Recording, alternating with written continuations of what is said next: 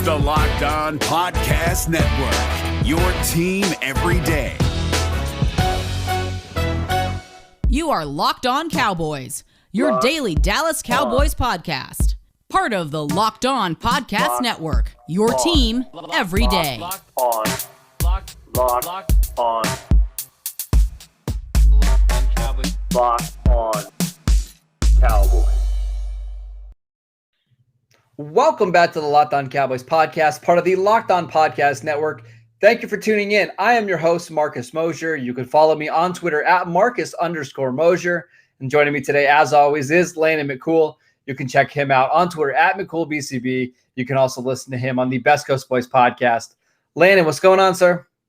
Not much. It's it feels like Christmas. You know, that's what it is the week of the draft, right? It's like you get that excitement, and every day it's like, we're getting close. It's Thursday. Yes. It's coming up. We've only got today, tomorrow to get through, and then what is always an extremely long Thursday, and then we get draft. So I'm excited. I know Cowboys fans have got questions, and I'm excited to talk about Cowboys because it's football Christmas coming up very soon. Yeah, and we're just nervous and excited to see if we get that new PlayStation or socks for Christmas, right?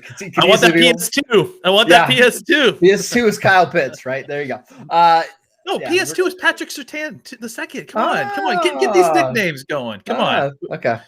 We got to get this down before he gets his jersey on. That's true. That's for sure. That's true. All right, so we're going to answer some Twitter questions today, Landon. We've got a bunch of really, really good ones. The first question here comes from at DaxZeke214.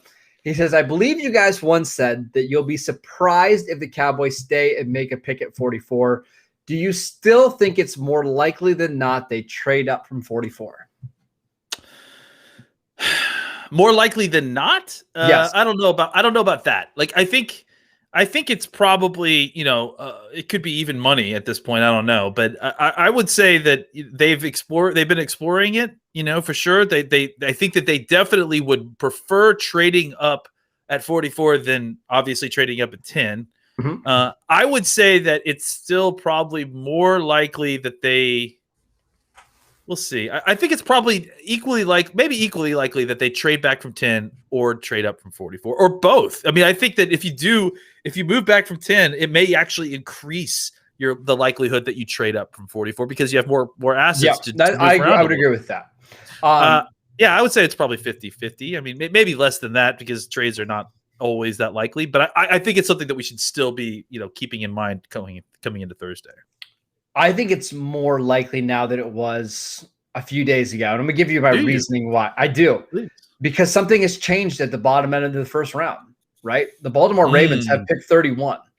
Yeah. And we know, was it their GM just last week was talking about them potentially wanting to move out. I think it was Eric DaCosta. Yeah, he was saying, the goal is to acquire as many picks as possible.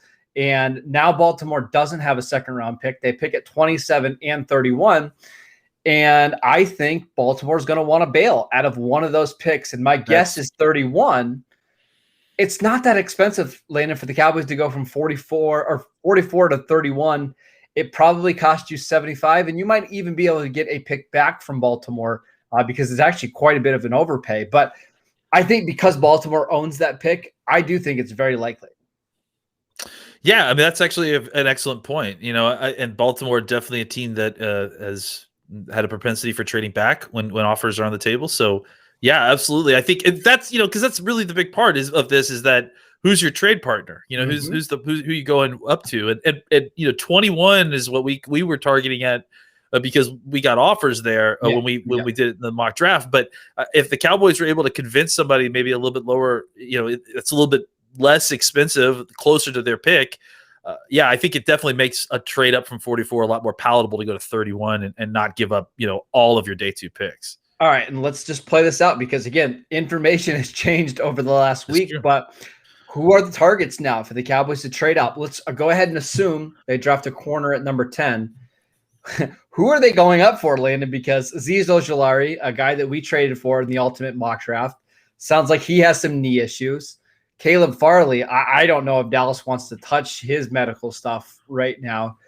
Who are they going up for?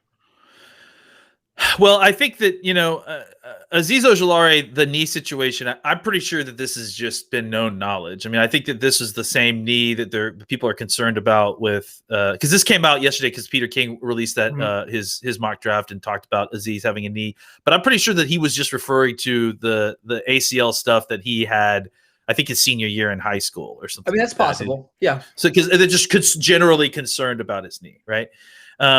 I think so. I think Azeez potentially could fall there. I mean, if teams are really concerned about the knee that much, I think, it's hard to tell where guys like Barmore are. It's hard to tell where guys like Levi Onsarike are. I've been hearing their names as guys that could be sneaking into the back end of the first round. I mean, I think Barmore may be more likely to even go a little bit higher. I think you talk about Jevon Holland, you talk about Morig, you talk about Jamin Davis, maybe Jamin Davis. I think there's going to be you're definitely going to have options. I think if you get to 31, you're going to have guys that are guys that you like at positions that you need. Just because that's a very that's a nice sweet spot for maybe the whole draft. I mean that back really into the second half of the first round and the kind of first half of the second round really is a sweet spot for a lot of value. So no matter who the Cowboys, I'm sure if they're trading up, they're going to be targeting somebody. But even if they just trade up to 31, I feel very certain that it's going to be a very target-rich environment for what they want. Jalen Phillips? Yeah, I mean, if he's there, absolutely. Yeah, I'm open. Look, Balin Phillips is if his medicals are cleared, I don't have an issue with him at 10. No, you're saying like if knowing what we know now, even if the medicals are semi good, you're good with him at 10. I agree. He's that special player, right? Yeah. And I think people have questions about what happened at UCLA, but I mean, it was Chip Kelly, so I don't, I'm not going to blame him for Chip Kelly, right? Yeah, no, that's true. I do think, again, same guys that we've been talking about for the last month now. Trayvon Merrig, Jevon Holland, maybe Jamin Davis, maybe Christian Barmore, maybe Azeez Ojulari. All of those guys would make sense for the Cowboys in a potential trade-up. Let's take a quick break so I can tell you guys about Bet Online, the fastest and easiest way to bet on all your sports action. Baseball season is in full swing, and you can track all the action at Bet Online. This week has tons of sports action on the go as the NFL draft and the Kentucky Derby are on. We've got the Triple Crown, starting this weekend. Get all the news, odds, and info on all your sporting needs, including MLB, NHL, NBA, UFC, NFL, and everything you can imagine. Don't sit on the sidelines anymore. This is your chance to get into the game as teams prep for their runs to the playoffs. Head to the website or use your mobile device to sign up today and receive your 50% welcome bonus on your first deposit. All you have to do is use that promo code LOCKEDON. Bet Online, your online sportsbook experts. All right, Landon, I really like this question from Lauren. They want to know, of your pet cats, which one would be a good fit for the Cowboys? We were actually in a DM today where we were talking about our pet cats. If you're not familiar with that phrase, I believe that's an old Bill Parcells phrase about guys that you really, really like and you covet in the draft. Who are some of your pet cats that would make sense for the Cowboys? Now, first of all, let's get the terminology correct here. because I got jumped in the DMs because, not jumped, but I got made a fool because I took pet cats to mean usually guys outside the first round, right? Usually guys that are kind of later day guys. Sure. Because, pet cats, I mean, Chase Young is not really a pet cat. Yeah, everybody likes Chase Young, so it's like, I mean, not to use someone's on another team that we don't like in last year's draft, but I think that's a good example of someone who isn't a pet cat. Kyle Pitts. Like we're not going to say Kyle Pitts because everybody loves Kyle Pitts. Exactly. Everybody loves Kyle Pitts. Joey. Yep, go ahead. Yeah. I really, really have loved Owa Odigizua. I mean, I loved watching him at. Speaking of Chip Kelly, I love watching him in the Senior Bowl. I just love his game. I just like watching him play. So I think someone like Odigizua potentially could be a good fit. I don't know if the Cowboys like him, but I think if you could get him. in the third round, in the fourth, especially the fourth round. Like if you could get him, I think he could come in and give you great snaps as a rotational 3 and 1. I think he could be that guy that can kind of play a little bit in that kind of Terrell McClain role, maybe a little bit play with a little bit more power. Because he is incredibly strong for a guy his size, incredibly strong. And I think his game is power based. So I think he's a really good fit. I also really like Robinson from Florida State. He's another guy who I think is one of my pet cats. Robinson. Yep. Yeah. I just, I have this feeling that I kind of generally think that those Florida State defensive linemen are all going to have better pro careers than they did at college. I just think that there was a lot of coaching turnover change there. And they got a lot of really highly ranked prospects that with incredible athleticism at Florida State because, Florida State's a name program, one of the top ones, kind of that does recruit in Florida. And so they got athletes at that spot. But I just didn't see any of those guys kind of develop or get any better over the years. So I do wonder if they get into the pros and they're a little bit better. So those are my two pet cats. What about you? It's tricky because a lot of the guys that I really like in this class don't necessarily fit the Cowboys, but like Tommy Togiai, like if you get him at like 99 or in the fourth round, I love that. Like a guy that can come in and play one technique that also gives you a little bit of athleticism and plays with effort. I like that. Brevin Jordan is a tight end that I really, really like in this class. I know that he did not test well, and I get it, and that's concerning. But we have seen tight ends like that before who are very young be successful in the league. The best recent example is Irv Smith with the Minnesota Vikings, right? One of these sawed-off tight ends that's not overly athletic, but just a good, smooth football player. I think Brevin Jordan can be a starting H-back, tight end, fullback, whatever slot receiver, whatever you want to call him. Tommy Tremble, a tight end that I absolutely love.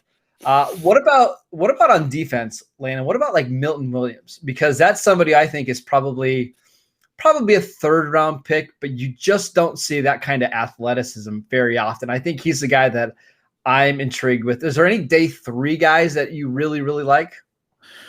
I think Milton Williams is right on the border of pet cat because because I honestly he may end up going in the second round just with that kind of athleticism. I wouldn't be surprised. Absolutely, I agree with you though. At third round pick, that'd be a slam dunk. It's a total steal. I think that there's lots of guys that I like around that 2 to 3 area. So I think you mentioned Togiai. Who was the other guy that you mentioned that asking if it was Brevin Jordan? Yeah, I like Brevin Jordan a lot. I think for what the Cowboys are looking for, a guy that they could bring in, has some skin on the wall, but isn't going to necessarily be asked to be the tight end one on this team right away. I think he definitely could provide some good snaps and be used in conjunction with the guys that you already have in a really great way. I like all those guys, and I think they all kind of fit what the Cowboys potentially could be looking for. I'll give you one more, and I know this guy is not for everybody, but I really like Quincy Roche. Like if you get him on day 3, too. Because he's not an every down player, and I get that, and he's small and he's not overly athletic, but all he did was produce. He would play at Temple, got a bunch of sacks. Went to Miami, got a bunch of sacks. Went to the Senior Bowl. Alex Leatherwood could barely touch him on the outside. So if he's somebody that you get and you throw him in a rotation and he plays 10 snaps a game, wouldn't be shocking if he's productive. So just another guy on day 3 that I like. There's some receivers, Jalen Darden, I like quite a bit. Dwayne Eskridge, if you want somebody late day 2, early day 3, lots of guys. All right, let's get to another question. This one from Gil. Is Jevon Holland, the safety from Oregon, a guaranteed pick at 44 if he is available to the Cowboys? I mean, I don't know about guaranteed. I mean, I certainly think he'll be, in the mix in the discussion, but I would have to see who else is there. I mean, I think he certainly is a guy that they're interested in for sure. Would you say he's the most likely second round pick as we stand right now? Maybe. Yeah. I mean, I would say if I was going to make a list of likely picks at 44, he would be on it for sure. I just think he's got the best combination of like size, speed, and the ability to play free safety. Right. And Unfortunately, there's just not many of those guys in this class that check those 3 boxes, right? And that's what makes him, I think, a good pick at 44. Yeah, especially if he's closer to the athlete that he tested in his pro day than what I think what you see a little bit on tape. I mean, it seems like he may have even become a little bit more athletic, just because his tape doesn't quite look like what his testing numbers were. So that's what's really is intriguing me, is if he's taken his athleticism up a notch. I mean, absolutely, he's a slam dunk at 44. I would agree. I do think that's somebody the Cowboys like quite a bit, and it'll all depend on what they do at 10, right? If they draft a corner and they feel really good about that, maybe at 44 they do just take a safety and try to rebuild. Maybe there's some day 3 offensive linemen that they really like that they could develop, and some linebackers that they think can make a lot of sense. We're 2 days out. I think Holland is a very likely pick. Doesn't mean it's going to be the pick. We still think the Cowboys are going to potentially trade up. Let's take a quick break so I can tell you guys about Rock Auto. RockAuto.com is a family business serving auto parts to customers online for over 20 years. They have everything from engine control modules and brake parts, motor oil, and even new carpet. Whether it's for your classic or your daily driver, get everything you need in a few easy clicks delivered directly to your door. The RockAuto.com catalog is unique and remarkably easy to navigate. Quickly see all the parts available for your vehicle and choose the brand, specifications, and prices that you prefer. Go to rockauto.com right now and see all the parts available for your car or truck. Write Locked On in the How Did You Hear About Us box so they know that we sent you. Amazing selection, reliably low prices, all the parts your car will ever need. Visit rockauto.com today. All right, Landon, we are getting to the point in the draft cycle where we basically talked about everything that we could talk about. So I really like this question from Adam. So we're going to be looking back. Right. What's your favorite Dallas Cowboys draft memory of all time?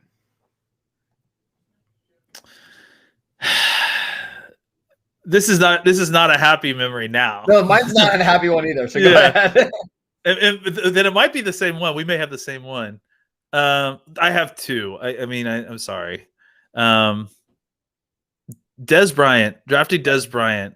I mean, just seeing Dez react to it, just seeing Dez's reaction in the family and hugging everybody in the house and everybody's there. That was awesome. Mm-hmm. And then that one's the happy one. That I wasn't implied that wasn't the happy one. The unhappy one that at the time I was through the roof about was Mo Claiborne. So when Mo Claiborne got drafted, I lost it. Like I literally jumped over the back of my couch. Like I stood up from where I was sitting and then jumped up and then was behind my couch. My wife was giving me quite the look. I think that was the happiest at the time. Obviously that pick didn't pan out for the Cowboys, but do you consider Mo Claiborne a bust? That's such a nebulous term, right? Because I feel like when he played, he certainly wasn't a bust. You know what I mean? Like, there was no question about his. To me, implies he never plays football. Really, bust to me implies like I think it's you have a higher standard at 6. Yeah, for sure. But even by those standards, I mean, he played at least. He gave you snaps. He wasn't terrible. He certainly was not what you thought he was. And it was definitely not worth the pick at 6. But, I mean, I think a lot of what happened with Mo Claiborne, was circumstantial. He dealt with an injury early that set him back. He struggled with a lot of different things. Well, they changed coaching staff or, defensive coaching staff. I don't know how many different times. And then, he's played 5 years for the Cowboys. Like they gave him, an extra year.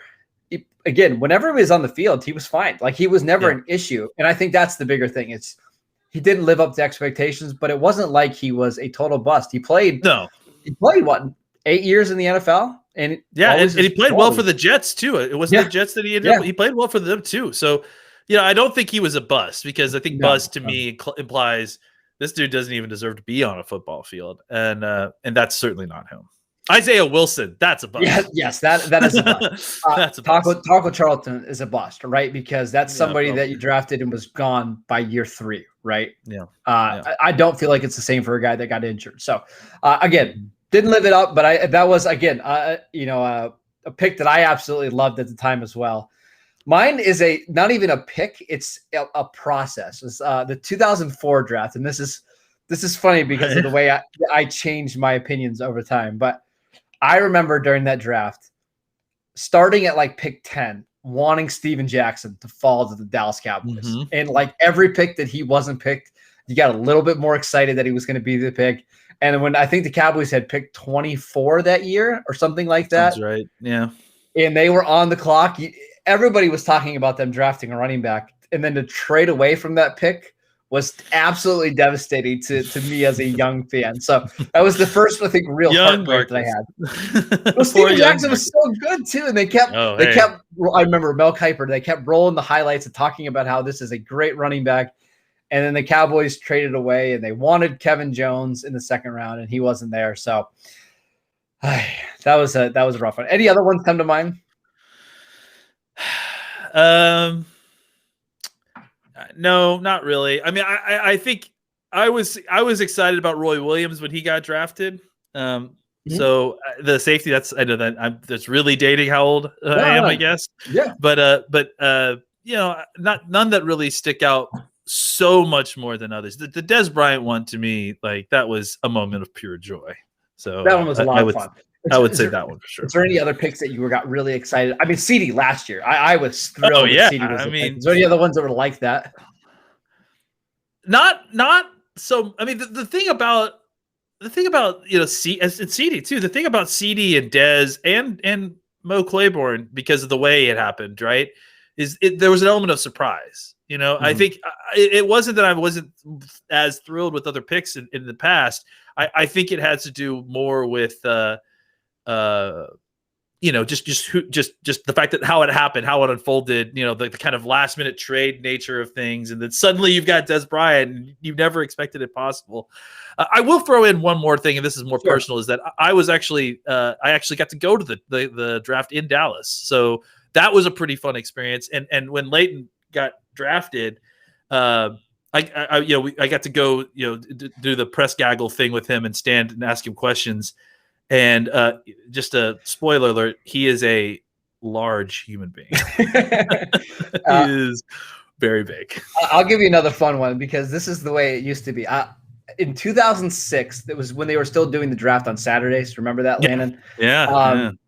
The Cowboys, I really wanted Antonio Cromartie that year. I remember in school, I think I was in like 9th or 10th grade. I made a slideshow of all the reasons the Cowboys should draft Antonio Cromartie. But I was playing in a Saturday basketball tournament, you know, with this traveling basketball team, and they had all these TVs up while you were playing, so you could watch the draft as the game was going on. And oh no, 9th grade Marcus was devastated when they took Bobby Carpenter instead of Antonio Cromartie. So on the basketball court, you could just see all the energy get sucked out of me. So I could see you mid dribble, just looking up and seeing who the pick was, and the ball just falls off the court. I was absolutely devastated for good reason. But yeah, so I mean, we all have our fun draft moments. I would love to hear your guys's. Please tweet us at Locked On Cowboys, at Marcus_Mosher, at McCoolBCB. I want to know, what were your favorite draft moments in regards to the Dallas Cowboys? Let's hear them. Thank you, guys. Let's hear the least favorite ones too. I want to hear, like, you know, the moments where the pin throws, except it's an 8 ball into the TV. I want to hear about those as well. The bad picks, because, you know, it's good to hear the full human experience of this. So one more quick one before we go. 2017. You might even remember this, but I was at the White House, like the actual White House, for the draft on that Thursday night. That's right. I forgot about that. I was devastated when they took Taco over TJ Watt. That's a different story for why I was in the White House. But it was absolutely crazy. But that is it for today's show. Thank you guys for tuning in. As always, you can download and subscribe to the podcast on Apple Podcasts, Spotify, or wherever you get your podcasts.